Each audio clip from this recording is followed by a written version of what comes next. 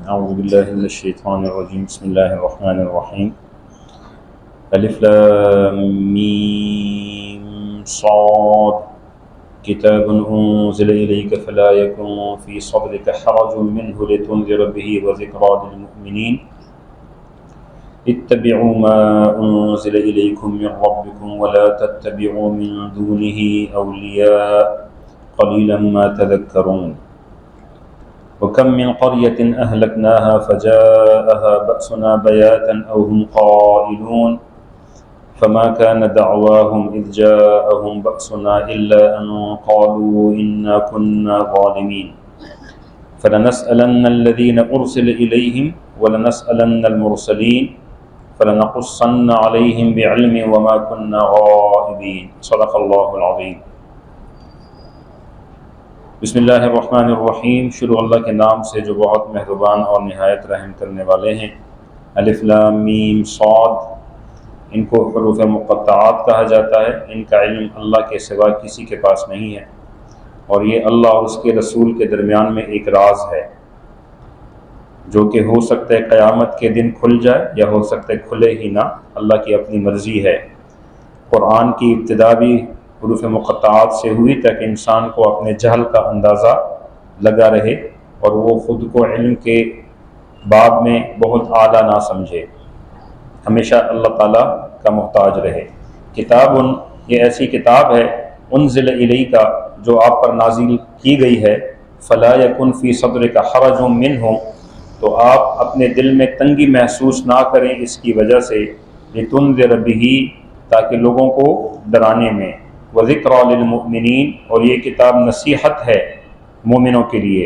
اتبعوا ما انزل الیکم من ربکم، آپ اتباع کرتے رہیے جو کچھ نازل کیا گیا آپ کی طرف آپ کے رب کی طرف سے، ولا تتبعوا من دونہ اولیاء، اور اللہ کو چھوڑ کر جو انہوں نے اپنے بت بنا رکھے ہیں، اپنے دوست بنا رکھے ہیں اللہ کے علاوہ، ان کی اتباع نہ کیجیے۔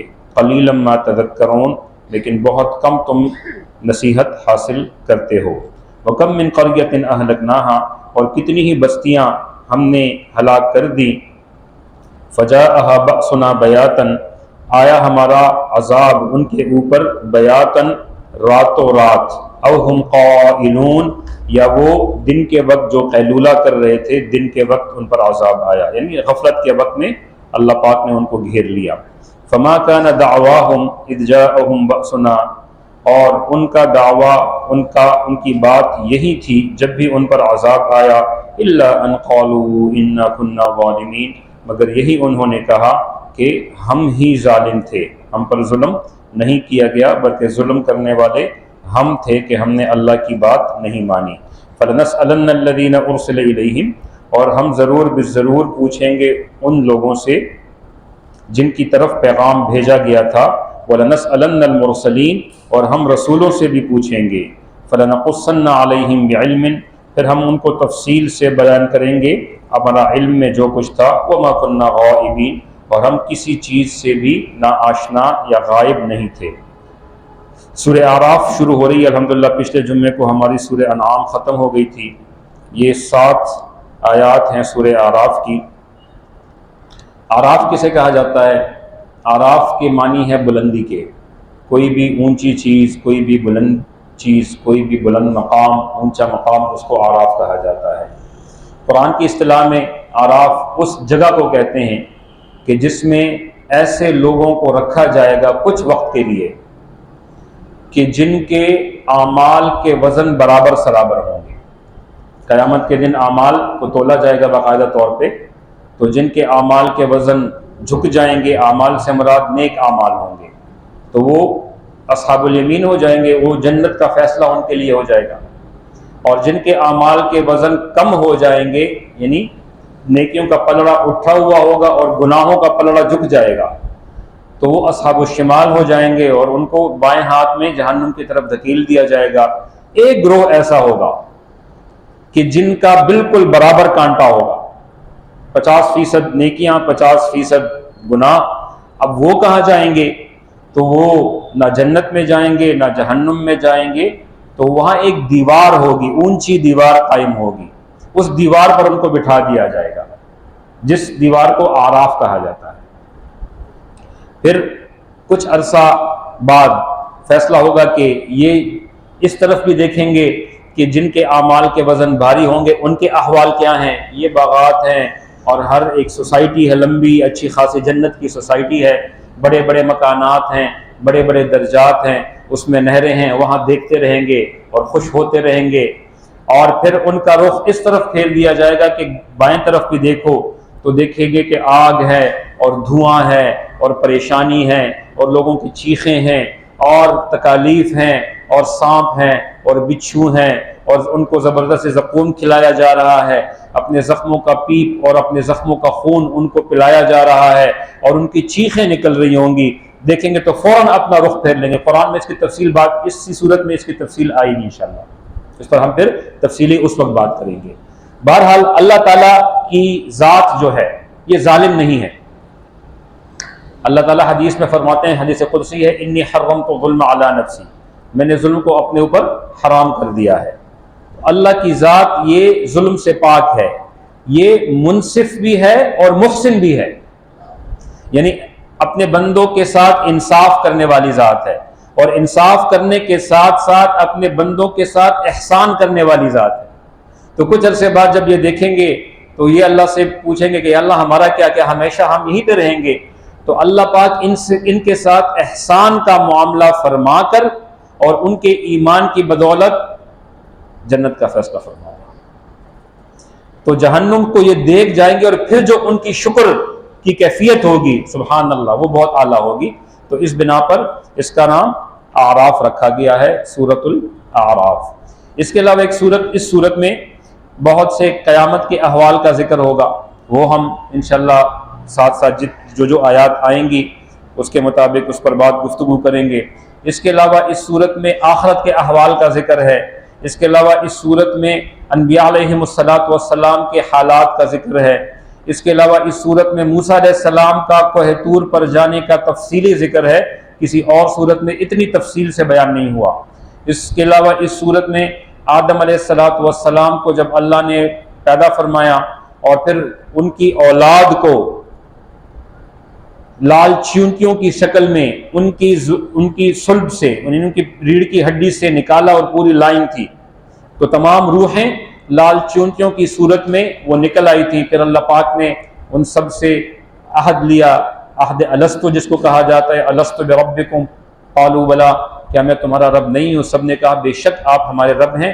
تو یہ بھی اس صورت میں تفصیل سے بات آئے گی۔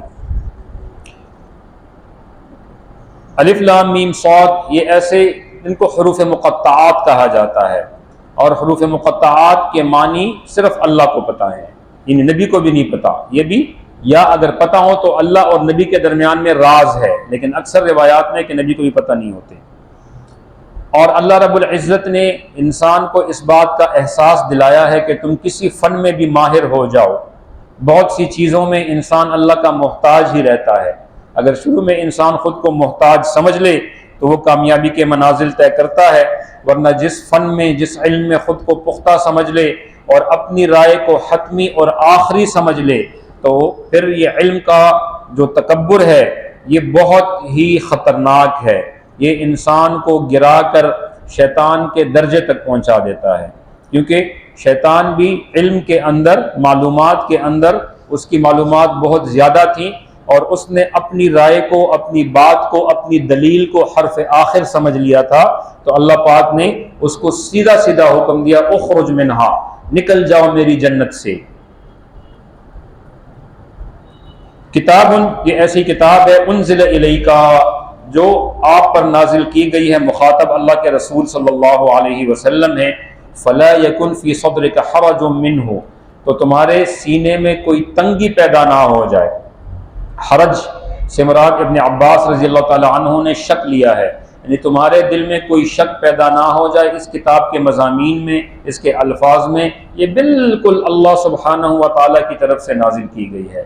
دوسرے مفسرین نے فرمایا اس سے مراد یہ ہے کہ آپ لوگوں کو اس کی دعوت دیتے رہیں گے، اس کتاب کی طرف بلاتے رہیں گے، قرآن کے احکام کی طرف بلاتے رہیں گے، وہ نہیں مانیں گے تو جب نہیں مانیں گے تو آپ کے دل میں تنگی شروع نہ ہو جائے کہ یہ میں محنت کر رہا ہوں مجھے کوئی نتیجہ نہیں مل رہا، تو نتیجہ اللہ نے اپنے ہاتھ میں رکھ لیا، محنت اللہ نے نبی کے ذمہ لگا دی، اور اسی کے صدقے میں اللہ کے نبی کی ختم نبوت کے صدقے میں یہی محنت اس امت کو خاصاً عطا کی گئی ہے۔ تو یہ پیغام عام ہے کہ جو بھی دعوت کا کام کرے، جو بھی درس و تدریس کا کام کرے، جو بھی تصوف میں لگے، جو بھی اللہ کی طرف لوگوں کو بلائے، جو بھی تبلیغ کا کام کرے، اگر ان کی دعوت پر کوئی لبیک نہیں کہتا، کوئی نہیں آتا، کوئی نہیں مانتا، تو ان اپنے سینے کو تنگ نہ کرے، بلکہ اپنے کام کو جاری رکھے۔ اللہ نے جس کو ہدایت دینی ہوتی ہے اللہ اس کو ہدایت دے دیتے ہیں، اور جس کو نہیں دینی ہوتی اللہ اس کو ہدایت نہیں دیتے۔ اور اللہ کا قاعدہ یہ ہے دین کے معاملے میں کہ اللہ بے طلبوں کو نہیں دیتے، جس میں طلب ہوتی ہے اللہ پاک اسی کو ہدایت دیتے ہیں، اسی کو دین عطا فرماتے ہیں۔ اور اس کے معاملے میں بنیادی قاعدہ یہ ہے کہ اللہ فرماتے ہیں کہ پہلا قدم انسان نے اللہ کی طرف بڑھانا ہے، کیونکہ اللہ اکبر، اللہ سب سے بڑے ہیں، اور ہماری روایات میں بھی یہی ہے کہ چھوٹا بڑے کی طرف جاتا ہے، بڑا چھوٹے کی طرف نہیں آتا۔ تو ساری مخلوق چھوٹی ہے، اور چھوٹی مخلوق اللہ کی طرف پہلا قدم اٹھائیں گے، پھر اللہ پاک اس کو اپنی رحمت کے چادر میں ڈھانپ لیں گے، اس کو شیطان کے حوالے نہیں کریں گے۔ تو آپ کا سینہ بالکل تنگ نہ ہو، اگر کوئی دعوت قبول نہیں کرتا، آپ کو تکالیف دیتا ہے، آپ کو نقصان پہنچانے کی کوشش کرتا ہے، آپ سے قطع تعلق کرتا ہے، آپ کا مذاق اڑاتا ہے، آپ کو پاگل کہتا ہے، نعوذ باللہ، ساحر کہتا ہے، مجنون کہتا ہے، کاہن کہتا ہے، جو بھی القابات اپنے دل کو ٹھنڈا کرنے کے لیے، وہ اپنے دل کا بغض نکالنے کے لیے آپ پر وہ لاتے ہیں، تو آپ اس کے بارے میں اپنا سینہ تنگ نہ کیجئے، بلکہ اپنی ڈیوٹی کرتے رہیے، اور لوگوں کا تعلق اللہ کے ساتھ جوڑتے رہیے، ان کو دعوت دیتے رہیے۔ وَذِكْرَى لِلْمُؤْمِنِينَ، اور اس کتاب کی ایک خصوصیت یہ ہے کہ جو اس پر ایمان لاتے ہیں، اس کی طرف رجوع کرتے ہیں، اس پر توجہ دیتے ہیں، یہ ان کے لیے نصیحت ہے۔ بعض لوگوں کو گمراہ کر دیتی ہے، بعض لوگوں کو اللہ سے جوڑ دیتی ہے، تو آپ ایسا کیجئے، اتبعوا ما انزل الیکم من ربکم، آپ اتباع کرتے رہیے جو کچھ آپ کی طرف نازل ہوا، بغیر نتیجے کی پرواہ کیے ہوئے۔ آپ کے ذمہ جو ذمہ داری ہے کہ اس کی بات ماننا، اس کے احکامات کو ماننا، اس کی نصیحتوں کو ماننا، اس کے نصائح پر عمل کرنا، اس کو دوسروں تک پہنچانا، اپنی ڈیوٹیوں میں لگے رہیے۔ وَلَا تَتَّبِعُوا مِن دُونِهِ أَوْلِيَاءَ، اور اس اللہ کے سوا، دونہی سے مراد اللہ کے سوا جو بھی لوگ ہیں، چاہے وہ بتوں کی صورت میں ہوں، چاہے وہ دل کی بتوں کی صورت میں ہوں، چاہے وہ دماغ کے بتوں کی صورت میں ہوں، چاہے وہ یقین کی صورت میں ہوں، تو لا تتبعوا، سیدھا سیدھا نہیں ہے، بالکل ان کے پیچھے نہیں جانا۔ قلیلا ما تذکرون، لیکن تم میں بہت کم ایسے لوگ ہوں گے۔ اس کے دو معنی ہیں، قلیلا ما تذکرون تعداد میں، کہ تم میں بہت کم ایسے لوگ ہوں گے کہ جو نصیحت حاصل کر لیں گے۔ دنیا میں کتنے لوگ ہیں؟ 7 ارب کے قریب ہیں، مسلمان کتنے ہیں؟ 1.25 ارب ہیں، تو گویا کتنے فیصد ہے؟ 10-15% ماننے والے ہیں، اور 70-75-80% سے اوپر نہیں ماننے والے۔ تو قلیلا ما تذکرون، ہر زمانے میں ماننے والوں کی تعداد کا ریشو کم ہوگا، ایک معنی۔ دوسرا معنی یہ ہے کہ مومنوں میں سے بہت کم ایسے لوگ ہوں گے جو پورا کا پورا اس پر عمل کرنے والے ہوں گے۔ قلیلا ما تذکرون، تمہارے اندر تعداد ایسے ہوگی کہ بہت کم لوگ پورے قرآن کے ریشوں پر عمل کرنے والے ہوں گے، ورنہ اکثر ڈنڈیاں مارتے رہتے ہوں گے۔ جو حکم ان کی مرضی کے اور فائدے کے موافق ہوگا اس پر تو عمل کریں گے، جہاں پر ان کی ذات کو نقصان پہنچتا ہے، جہاں پر ان کے مال کو نقصان پہنچتا ہے، جہاں پر اس کی عزت کو نقصان پہنچتا ہے، شہرت کو نقصان پہنچتا ہے، سٹیٹس کو نقصان پہنچتا ہے، تو کیا کہیں گے؟ بعد میں دیکھا جائے گا۔ ایسے لوگ بہت ہوں گے، اور جو اس قرآن کے لیے، اس دین کے لیے اپنی ذات کو، اپنے سٹیٹس کو، اپنے مال کو، اپنی اولاد کو قربان کر دیں گے، ان کی تعداد بہت تھوڑی ہوگی۔ تو کیفیت کے اعتبار سے کم ہوگے یا تعداد کے اعتبار سے کم ہوگے، یہ چلتا رہے گا۔ اور اکثر ہم نے دیکھا ہے کہ جہاں پر کوئی دین کا حکم آتا ہے تو کمزور ایمان والے اپنی ذاتی فائدے کو ترجیح دیتے ہیں، اور جو مضبوط ایمان والے ہوتے ہیں وہ دین کو ترجیح دیتے ہیں۔ تو گویا صحابہ سے مضبوط ایمان والے کوئی نہیں تھے، جب بھی اللہ کا حکم آتا تو دنیا ان کے ہاتھ میں ہوتی، دین ان کے دل میں ہوتا، دنیا کو پلٹ کر دین پر عمل کرنے والے ہوتے، چاہے اس کے مقابلے میں ان کے سگے ان کے سامنے کیوں نہیں آتے، چاہے اس کے مقابلے میں ان کی اپنی اولاد اس کے سامنے کیوں نہ آئے، چاہے یعنی بدر کے موقع پر عبد الرحمن حضرت ابوبکر صدیق کے بیٹے تھے بڑے، اور اس وقت تک وہ مسلمان نہیں ہوئے تھے۔ تو جب وہ مسلمان ہوئے، بعد میں ابا جی سے کہا کہ ابا جان بدر میں 3 دفعہ آپ میری تلوار کے نیچے آ گئے، لیکن آپ کے باپ ہونے کی حیثیت سے میں اپنا رخ پھیر لیا اور تلوار آپ کی گردن سے ہٹا دی، ورنہ بالکل تلوار کی زد کے تلے آ گئے تھے، آپ کا ڈیفنس بہت کمزور ہو چکا تھا۔ ابوبکر صدیق نے فرمایا عبد الرحمن اللہ کی قسم اگر تم ایک مرتبہ بھی میری تلوار کے نیچے آتے تو میں تمہاری گردن اڑا دیتا، میں اس کا بالکل خیال نہ کرتا، کیونکہ تم اس وقت اللہ کے دشمن کی حیثیت سے مجھ سے لڑ رہے تھے اور میں اللہ کے دین کے لیے تم سے لڑ رہا تھا، میں بالکل خیال نہ کرتا کہ تم میرے بیٹے ہو۔ تو یہ ان کی ایمان کی کیفیت تھی۔ ہمارے جتنا جتنا زمانہ گزرتا جاتا ہے تو ایمان کی کیفیت کم ہوتی جاتی ہے، اور چونکہ صحابہ کا اکثر اٹھنا بیٹھنا اللہ کے نبی صلی اللہ علیہ وسلم کی مجالس میں ہوتا تھا، تو اکثر مجالس میں ہوتا تھا، تھوڑی دیر کے لیے جا کے کاروبار میں اور بیوی بچوں میں گزارتے، بالکل مختصر وقت۔ اکثر کوئی تھا روزانہ کی بنیاد پر آتا تھا اللہ کے نبی صلی اللہ علیہ وسلم کی مجلس میں۔ اللہ کے نبی صلی اللہ علیہ وسلم نے اپنی مجلس، اپنے نظام الاوقات کے 3 حصے کیے تھے۔ ایک حصہ اپنے گھر والوں کے لیے، ایک حصہ یعنی گھر والوں کے لیے اور آرام کے لیے، ایک حصہ اللہ سے راز و نیاز کے لیے، اللہ اور اللہ کے نبی کا وہ وقت تھا، اور ایک حصہ اپنے صحابہ کے لیے رکھا تھا، ان کے مسائل، ان کے ساتھ گفتگو کرنا، مجلس میں بیٹھنا اور ذکر کی مجلس کرنا اور علم کے حلقے میں بیٹھنا، ان کو جو بھی اللہ کا پیغام آتا تھا وہ دینا۔ تو یہ اپنے 24 گھنٹوں کو، اپنے جو ٹائم مینجمنٹ ہے، نظم الاوقات ہے، اس کو ایسے تقسیم کیا تھا۔ لیکن کچھ صحابہ ایسے ہوتے تھے جو اللہ کے نبی کے در پر پڑے رہتے تھے کہ ہو سکتا ہے اللہ کے نبی کسی کام سے نکلیں تو ہم ان سے کوئی حکمت کی بات سیکھ لیں۔ کچھ ایسے ہوتے تھے جو بالکل جو یہ 8 گھنٹے ہوتے تھے دن کے، یہ 8 کے 8 گھنٹے آپ کی مجلس میں شریک ہوتے تھے۔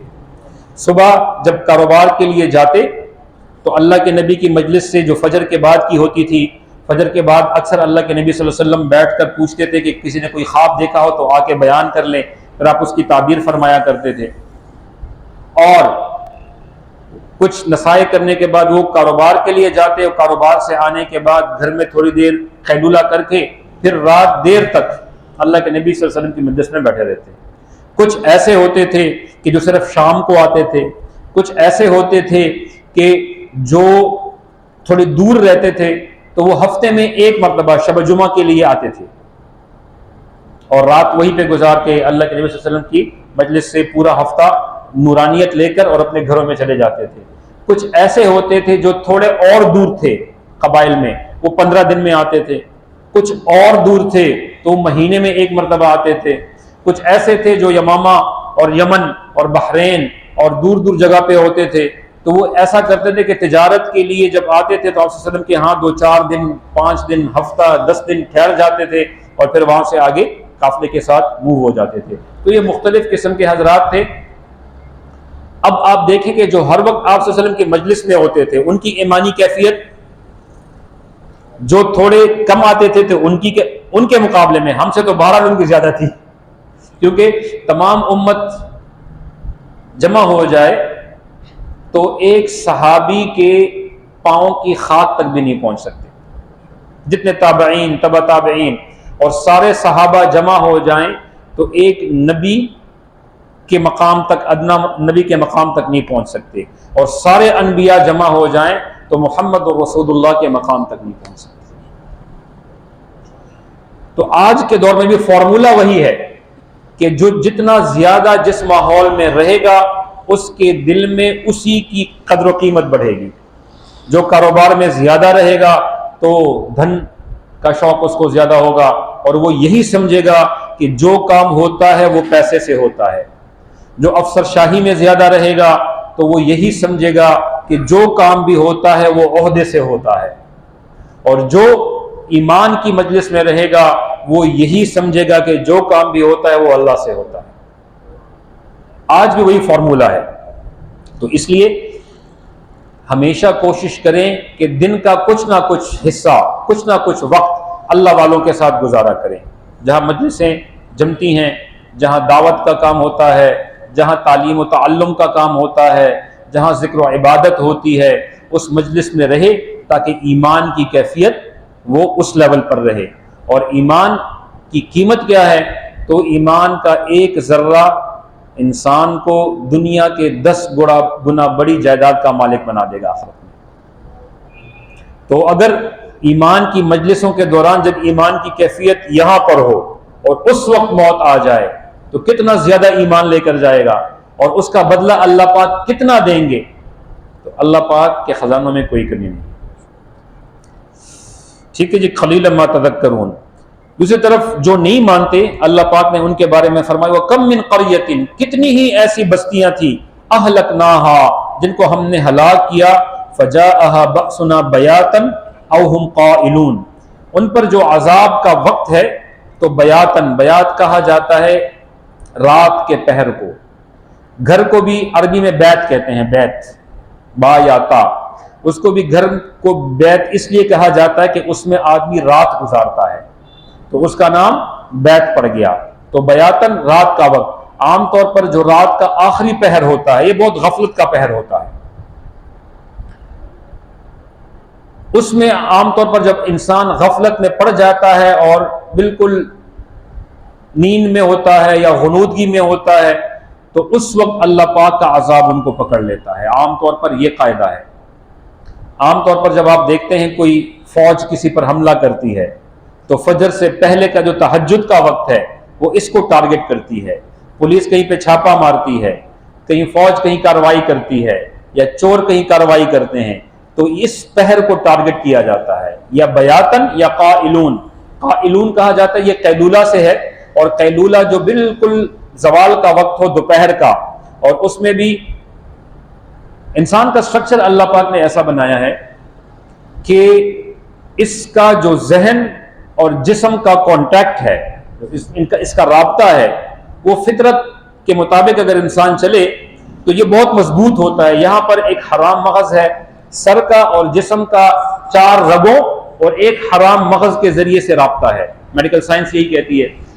ایک کو کہا جاتا ہے خوراک کی نالی جس میں سے انسان معدے کو بھرتا ہے، اور اس کے ساتھ ہی قریب ہے سانس کی نالی جس سے وہ منہ اور یہاں منہ کے ذریعے سے اور ناک کے ذریعے سے آکسیجن کو لیتا ہے اور کاربوہائیڈریٹس کو نکالتا ہے. تیسرے ہے 2 ودجان ہے، ایک یہاں پہ رگ ہوتی ہے، ایک یہاں پہ رگ ہوتی ہے.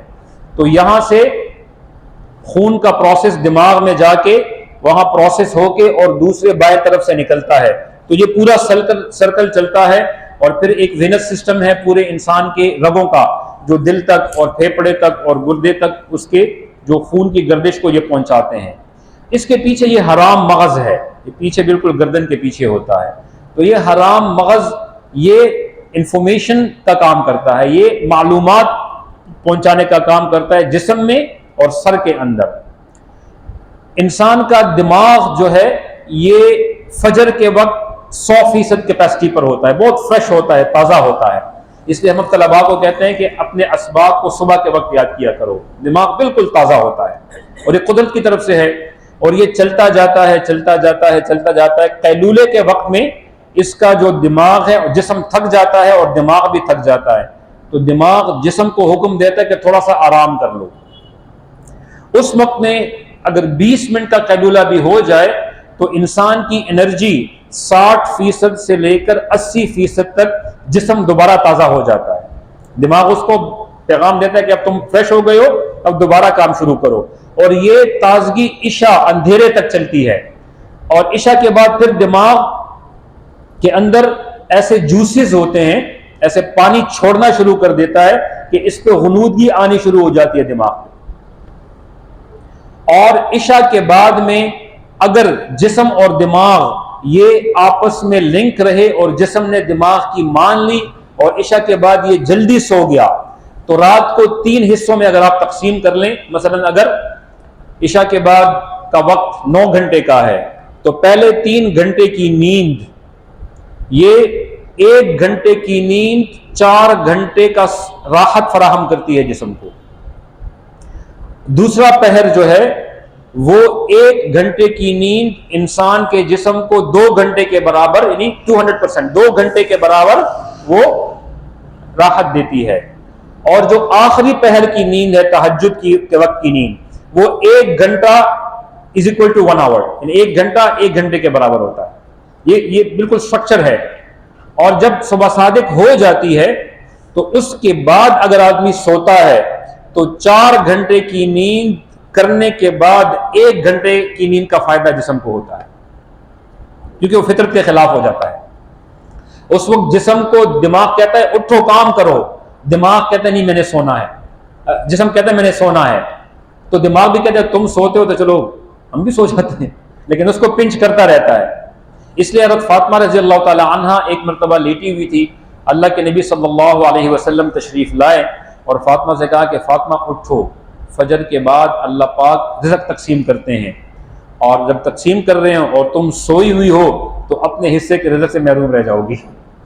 اس لیے حدیث میں آتا ہے بورک فی امتی، بورک لامتی فی بکورہا، میرے امت کے لیے جو برکت کا وقت رکھا گیا ہے وہ فجر کا وقت ہے، بکور یعنی صبح سویرے کا وقت، اس میں برکتیں آتی ہیں، اور رزق میں برکت، صحت میں برکت، ان تمام چیزوں میں برکت۔ تو یہ 2 اوقات ایسے ہوتے ہیں کہ جب انسان کا دماغ جسم کو کہتا ہے کہ آرام کر لو اور دماغ پر غنودگی آتی ہے۔ ہاں اگر کوئی اپنی فطرت کو ہی مسخ کر لے اور رات کو دیر تک جاگتا رہے اور وہ کہتے ہیں مجھے نیند نہیں آتی، تو یہ فکر کا مقام ہے۔ اگر وہ کہتا ہے کہ دن کو تو میں دن کو بڑا فریش ہوتا ہوں، یعنی قیلولے کے وقت میں، تو وہ تھوڑا سا کھسکا ہوا ہے فطرت سے، دماغی کھسکا ہوا تو میں نہیں کہہ سکتا، لیکن فطرتاً وہ تھوڑا سا کھسکا ہوا ہے، تو اپنی فطرت پر آ جائے۔ اس لیے اللہ کے نبی صلی اللہ علیہ وسلم نے رات کے بعد، عربوں میں یہ دستور تھا کہ رات کے بعد جب عشاء ہو جاتی تھی، خاص طور پر جب چاندنی رات ہوتی تھی، تو وہ گھروں کے باہر ایک چبوترا سا بناتے تھے اور اس پر بیٹھا کرتے تھے اور قصے کہانیاں سنایا کرتے تھے، اپنے آبا و اجداد کی، اور شعر و شاعری کی مجلسیں چلتی تھی۔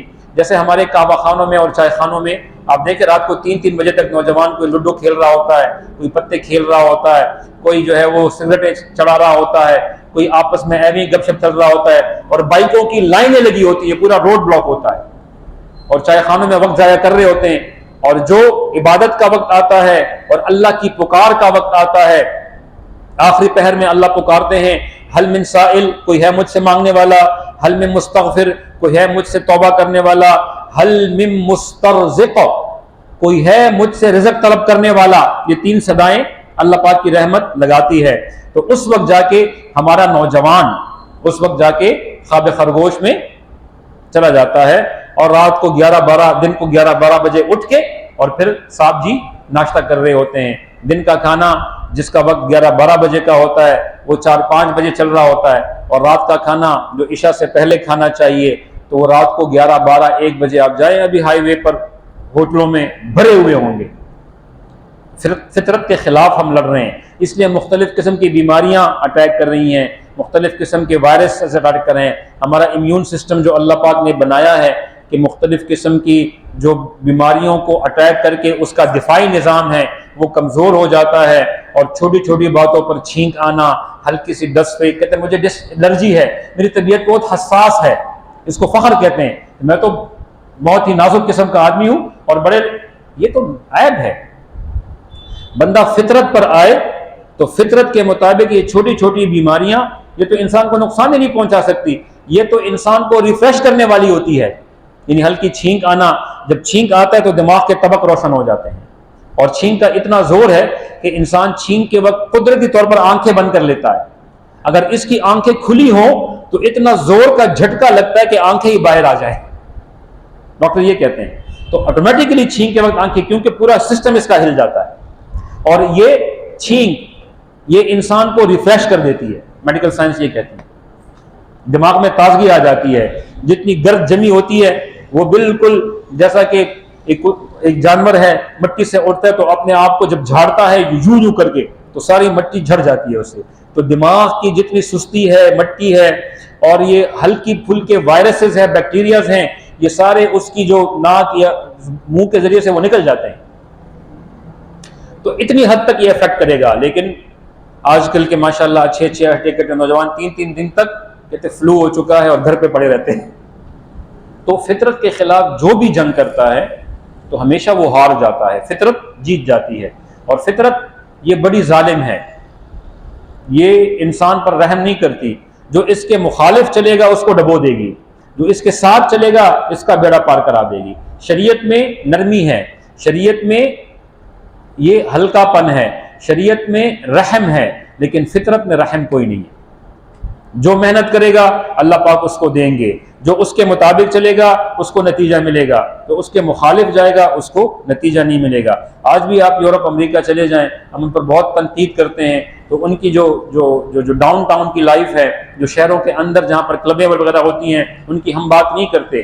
لیکن ان کے شہروں کے آس پاس کے جو جتنے بھی علاقے ہیں جن کو سبربز کہا جاتا ہے، ٹاؤنز کہا جاتا ہے، کاؤنٹیز بھی ان کو کہتے ہیں، وہاں جائیں اندھیرے ہوتے ہی، یعنی ان جگہوں پہ شام کو گرمیوں میں یورپ میں امریکہ میں 9:30 بجے، 9:45 بجے، 10 بجے مغرب ہوتی ہے. دن لمبا ہو جاتا ہے نا گرمیوں میں، تو 9 بجے ان کے ریسٹورنٹس بند ہو جاتے ہیں بھائی صاحب. مغرب سے پہلے ان کے کھانا کھانے کی روٹین ہے. اور جب اندھیرا چھا جائے، نہیں 9 بج جائیں یا 8 بج جائیں، اگرچہ سورج ٹاپ پہ ہو، ابھی مغرب کا وقت نہیں ہوتا، لیکن انہوں نے نظام الاوقات بنایا ہے کہ اس وقت سو جائیں گے اور صبح سویرے وہ اٹھیں گے.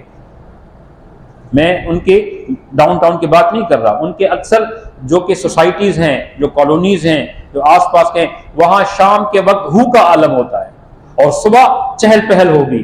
سارے لوگ نکلے ہوں گے، کوئی واک کر رہا ہوگا، کوئی سائیکل چلا رہا ہوگا، 80 90 سال کے لوگ سائیکل. وہ فطرت کے مطابق چل رہے ہیں. یہ انہوں نے یہاں سے لیا ہے، ہم نے اس کو چھوڑ دیا ہے، انہوں نے یہاں سے لیا ہے. ریسرچ ان کی بہتری ہے.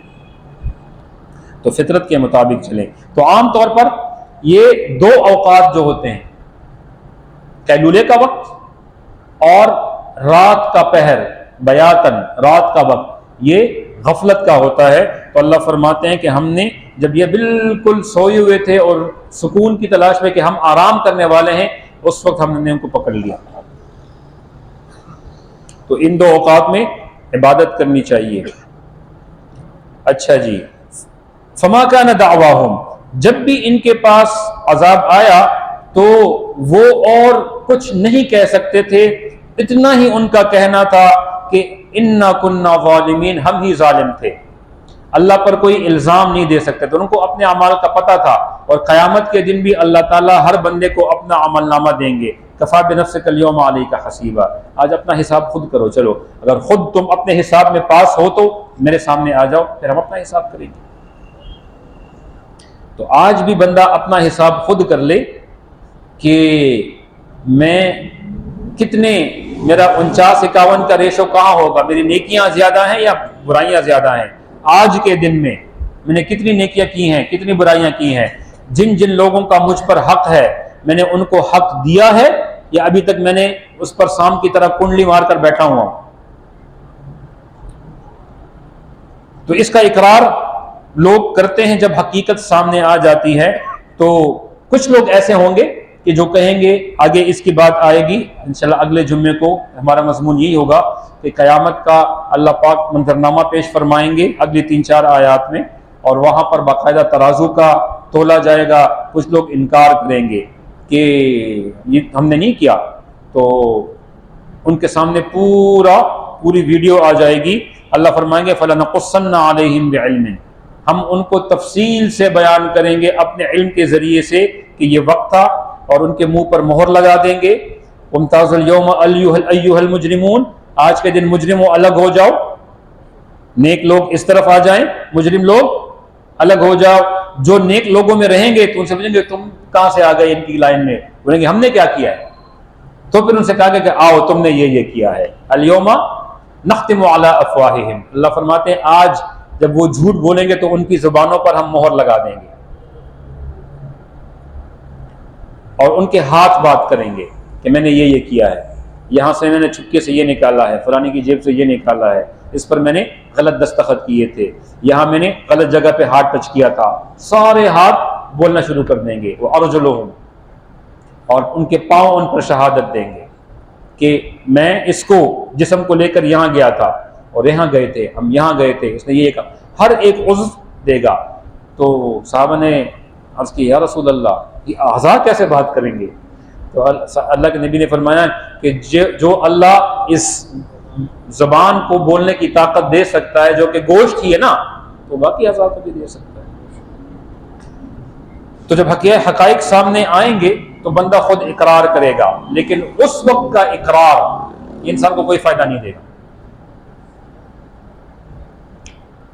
قیامت کے دن ایک روایت میں آتا ہے کہ اللہ رب العزت لوح سے پوچھیں گے، لوح اور قلم، یعنی لوح ایک تختی ہے اور قلم کو حکم دیا گیا جس پر تمام لوگوں کی قسمتیں اور دنیا کے احوال لکھ دیے گئے، وہ تختی کو اللہ لے کے آئیں گے اور پوچھیں گے کیا تم نے میرا پیغام اسرافیل تک پہنچایا؟ تو لوح لرزتی ہوئی، کانپتی ہوئی، اللہ کے خوف سے کپ کپاتی ہوئی آئے گی اور کہے گی کہ جی یا اللہ میں نے پیغام آپ کا اسرافیل علیہ السلام تک پہنچا دیا۔ اللہ اسرافیل کو طلب فرمائیں گے، اسرافیل لوح نے پیغام تم تک پہنچایا؟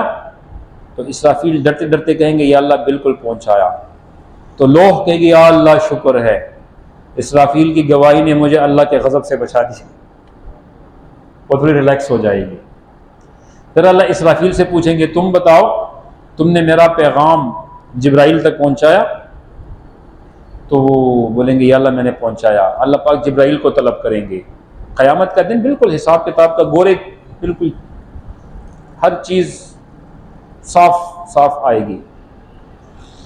تو جبرائیل سے پوچھیں گے کہ بھی تم گواہی دیتے ہو اس نے تم تک پیغام پہنچایا؟ کہتے ہیں یا اللہ اس نے پہنچایا۔ اسرافیل علیہ السلام سکھ کا سانس لیں گے۔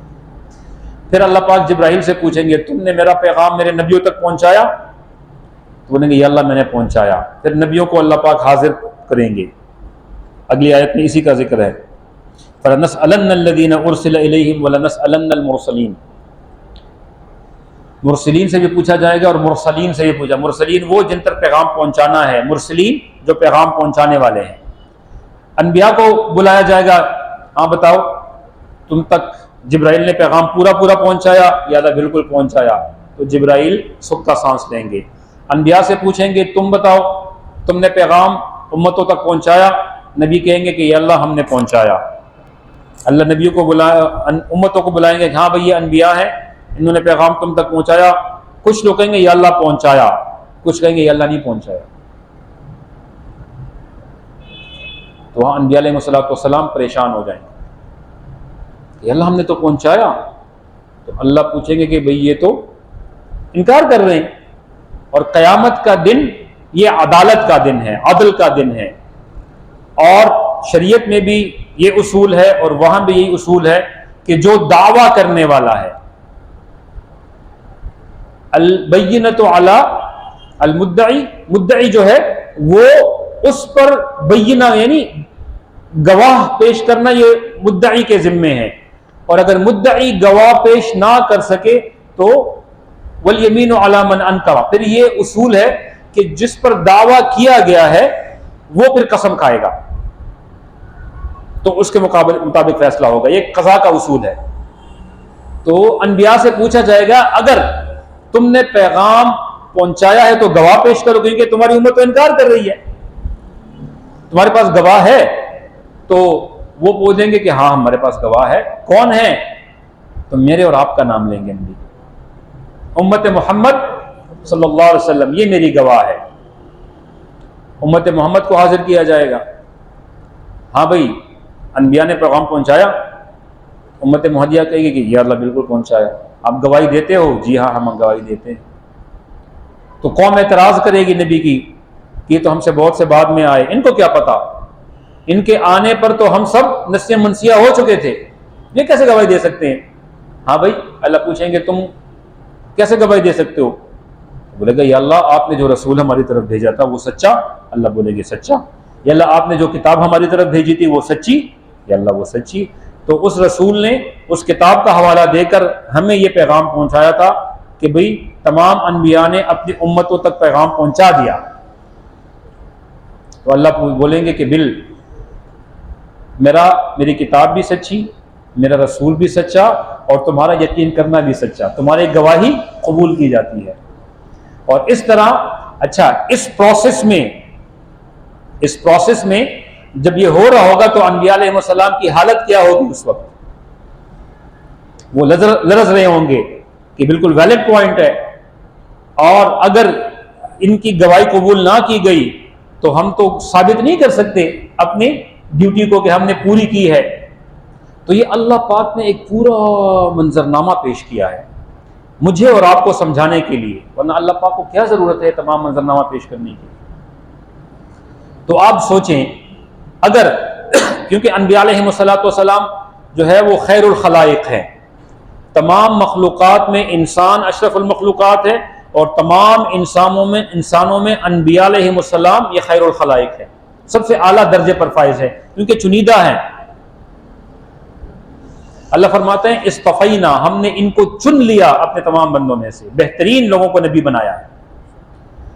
تو جو بہترین لوگ ہیں تو وہ ان کا عہدہ، ان کا رتبہ بھی اللہ کے نزدیک بہت اعلیٰ ہے. اب آپ یہاں پر سوچیں، ایک منظرنامہ ہے کہ ایک بندہ ہے اور وہ ایک بہت ہی طاقتور قسم کا آدمی ہے، حکومتی طور پر بھی، سلطنت کے اعتبار سے بھی، مال کے اعتبار سے بھی، شہرت کے اعتبار سے بھی، اور اختیارات کے اعتبار سے بھی.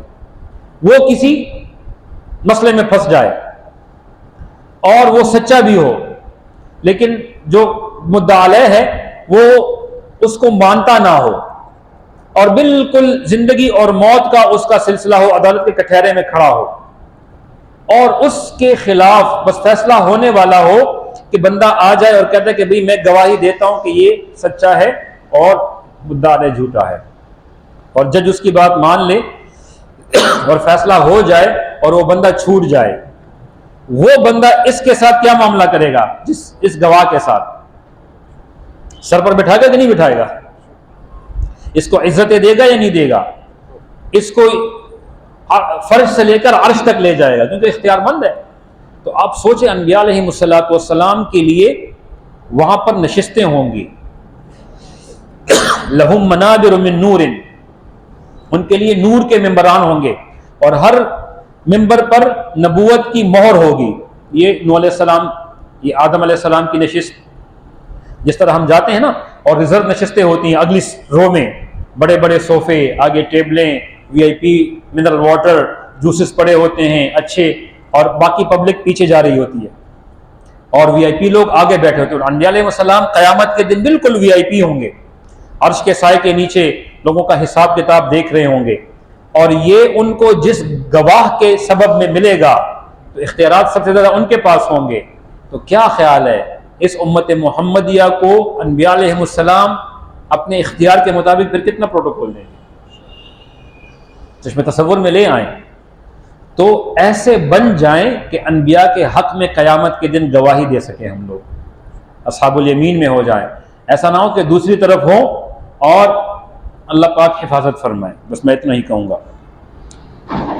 تو اللہ فرماتے ہیں کہ فَلَنَقُصَّنَّ عَلَيْهِمْ بِعِلْمٍ وَمَا كُنَّا غَائِبِينَ، ہم جو ہے وہ اگر کوئی انکار کرے گا تو اپنے جو ہمارا علم ہے وہ تمام چیزوں کو محیط ہے، اور ہمارے علم سے اندھیری رات میں گھپ اندھیرا ہو، چاندنی رات نہ ہو، اور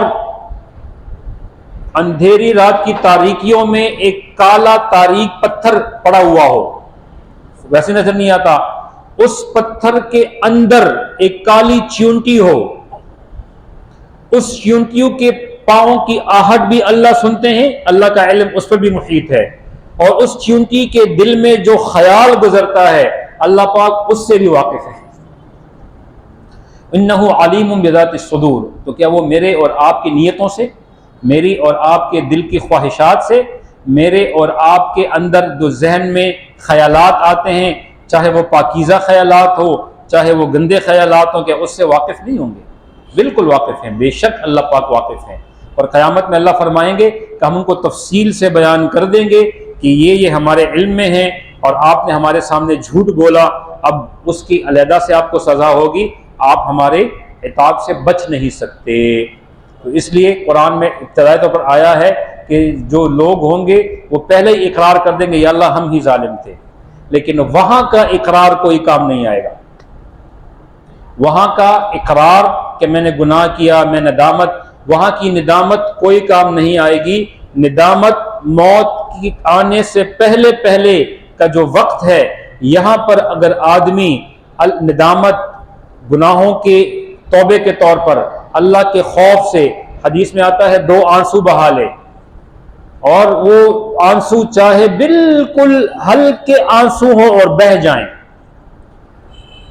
اللہ کے نبی فرماتے ہیں اس شخص کا جہنم میں جانا ایسا ہی ناممکن ہے جیسا کہ تھن سے اگر دودھ نکل آئے واپس تھن میں جانا جس طرح ناممکن ہے، یہ بندہ جہنم میں نہیں جا سکتا۔ اللہ کے راستے میں نکل جائے، اللہ کے راستے کے گرد و غبار اس پر پڑ جائے، جہنم میں جانا اس کا ناممکن ہے۔ جو بندہ نماز پڑھتا ہے 5 وقت کی، اللہ فرماتے ہیں میں اپنی ذمہ داری سے اس کو جنت میں داخل کروں گا۔ جو نہیں پڑھتا تو کوئی ذمہ داری نہیں ہے۔ تو ان اعمال کی بنیاد پر انسان اللہ کی ذمہ داری میں آ جاتا ہے، اور جو ان اعمال کی پابندی نہ کرے تو پھر اللہ پاک غفور الرحیم بھی ہے، اور اللہ پاک قہار اور جبار بھی ہے، جس کو چاہے اپنے فضل سے بخش دے، جس کو چاہے وہ عذاب دے دے۔ اللہ پاک مجھے آپ کو عمل کی توفیق عطا فرمائے۔ آخر دعوانا ان الحمد للہ رب العالمین۔ اللہم صلی علی سیدنا مولانا محمد وعلی آل سیدنا مولانا محمد مبارک وسلم۔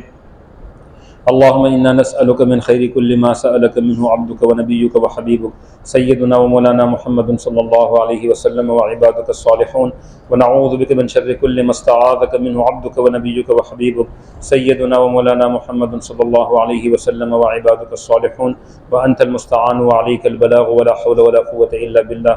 یا اللہ ہمارے گناہوں کو معاف فرما دیجئے، یا اللہ ہمارے دل کی ضروریات، دل کی حاجات کو پورا فرما دیجئے، یا اللہ ہماری ظاہری ضرورات کو پورا فرما دیجئے۔ اللہ جی ہمیں دنیا والوں کا محتاج نہ بنائیے، اللہ جی ہمیں اپنی ذات کا محتاج رہنے دیجئے۔ اللہ جی جو ہمارے اندر بیٹھے ہوئے حضرات ہیں، ان کے گھروں میں ان کے اپنی جو بیماریاں ہیں، جسمانی روحانی بیماریوں کو، یا اللہ ان سے ان کو شفائے کاملہ عاجلہ دائمہ مستمرہ عطا فرمائیے۔ یا اللہ ان کے گھروں میں جو ضروریات ہیں اپنے غیب کے خزانوں سے پورا فرمائیے۔ یا اللہ مسلمانوں کو فتح نصیب فرمائیے۔ یا اللہ جہاں جہاں مسلمان ہیں، یا اللہ ان کو فتح نصیب فرمائیے، ان کو اپنے دین کے مطابق عمل کرنے کی توفیق عطا فرمائیے۔ یا اللہ جو بربریت اور ظلم اس وقت فلسطین میں ہو رہا ہے، یا اللہ اپنے دشمنوں کو، یا اللہ ہمیں دکھا دیجئے کہ آپ کتنے طاقتور ہیں، بے شک آپ طاقتور ہیں۔ یا اللہ ان پر قہر نازل فرمائیے، اگر ہدایت ان کے نصیب میں نہیں ہے یا اللہ ان کو ملیہ میٹ فرما دیجئے۔ یا اللہ فلسطین کے مسلمانوں کی مدد فرما دیجئے۔ یا اللہ عام لوگوں پر پانی بند کیا، خوراک بند کی، اور اتنے ظالم، اتنی بربریت، یا اللہ کے ہسپتال میں یا اللہ عام مریضوں پر وہ میزائل داغتے ہیں، اور سینکڑوں شہادتیں ہوتی ہیں۔ یا اللہ کوئی زمین کے یا اللہ زمین پر کوئی بھی نہیں ہے جو ان سے پوچھ لے کہ اتنا ظلم کس بنیاد پر کر رہے ہیں۔ یا اللہ جس طرح شیطان اپنے علم کے نشے میں یا اللہ مسرور تھا اور تکبر اس نے کیا تھا، یا اللہ یہ لوگ اپنی طاقت کے نشے میں تکبر کی انتہا تک پہنچ چکے ہیں، واضح اعلان کر رہے ہیں کہ ہم کسی قانون کو نہیں مانتے، ہم کسی نظم کو نہیں مانتے، ہم کسی انصرام کو نہیں مانتے۔ یا اللہ آپ ان کو دکھا دیجئے کہ یہ آپ سے بڑے طاقتور نہیں ہیں۔ یا اللہ ان کو دکھا دیجئے کہ یہ قومیں عاد سے زیادہ طاقتور نہیں ہیں۔ یا اللہ ان کو دکھا دیجئے یہ قوم سمود سے زیادہ طاقتور نہیں ہے۔ یا اللہ ان کو دکھا دیجئے یہ فرعون سے زیادہ طاقتور نہیں ہے، یا اللہ ان کو دکھا دیجئے یہ نمرود سے زیادہ طاقتور نہیں ہے۔ یا اللہ آپ نے اپنی ایسی مخلوق کے ذریعے سے نمرود کو ہلاک کیا کہ وہ ہمارے 2 انگلیوں کی مار ہے، ایک تالی بجا دیتے ہیں تو ہم اس کا کچومر نکال دیتے ہیں۔ آپ نے اتنے بڑے ظالم کو ایک مچھر، اور وہ بھی لنگڑے مچھر سے ہلاک کیا۔ یا اللہ اپنی کوئی فوج ان پر بھیج دیجئے۔ یا اللہ ہمارے اندر تو وہ غیرت ختم ہو گئی ہے۔ یا اللہ ہم اس کی توبہ بھی کرتے ہیں اور وہ ایمانی غیرت آپ سے دوبارہ مانگتے ہیں، وہ ایمانی غیرت ہم میں عطا فرما دیجئے۔ یا اللہ ہم میں کوئی صلاح الدین ایوبی پیدا فرما دیجئے۔ یا اللہ ان چیزوں کا، اس طاقت کا، ان ہتھیاروں کا ہم کیا کریں گے جب اپنے بھائیوں کی ہم مدد نہیں کر سکتے۔ یا اللہ کوئی ایمانی غیرت جگا دیجئے۔ یا اللہ اپنے غیب کے خزانوں سے کوئی فوج ان پر مسلط فرما دیجئے۔ یا اللہ ان کے اوزار ان پر ہی چلا دیجئے، ان کی ٹیکنالوجی ان پر ہی چلا دیجئے۔ یا اللہ ان کے ظلم کا نشانہ ان کو خود بنا دیجئے۔ یا اللہ مسلمانوں کی حفاظت فرمائیے، یا اللہ حفاظت فرمائیے، یا اللہ حفاظت فرمائیے۔ یا اللہ ہمیں وہ اسباب عطا فرمائیے جن کے ذریعے سے آپ کی مدد ہماری طرف متوجہ ہو جائے۔ یا اللہ جو انقطاع ہوا ہے، جو آپ کی توجہ ہم سے ہٹ چکی ہے، جو آپ کی مدد ہم سے کٹ چکی ہے، یا اللہ ان تمام اسباب سے، ان تمام گناہوں سے، ان تمام اعمال سے ہمیں توبہ کرنے کی توفیق عطا فرمائیے۔ یا اللہ ہمارا رابطہ بحال فرما دیجئے۔ یا اللہ اپنے ساتھ ہمارا رابطہ بحال فرما دیجئے۔ یا اللہ بچیاں ہیں، بچے ہیں، خواتین ہیں، مرد ہیں، یا اللہ بوڑھے ہیں، یا اللہ دکھا دیں کہ آپ اللہ ہیں۔ یا اللہ دکھا دیں کہ آپ بادشاہ ہیں۔ یا اللہ دکھا دیں کہ آپ شہنشاہ ہیں۔ یا اللہ ان کی بربریت ان پر لوٹا دیجئے، ان کے مکر کو ان پر ہی لوٹا دیجئے۔ یا اللہ ہمیں توفیق عطا فرمائیے کہ ہم اپنی بساط کے مطابق ان کی مدد کر سکیں، اور یہ ثابت کر سکیں کہ مسلمان ایک جسم ہے، اور ایک حصے میں تکلیف ہو تو باقیوں کو بھی تکلیف ہوتی ہے۔ یا اللہ اور ہم کچھ نہیں کر پا رہے، کچھ نہیں کر رہے اس گناہ عظیم ادھر، یا اللہ ہم معافی چاہتے ہیں، یا اللہ ہمیں معاف فرما دیجیے۔ صلی اللہ تعالی علی خیر خلقہ محمد و آلہ و اصحابہ اجمعین۔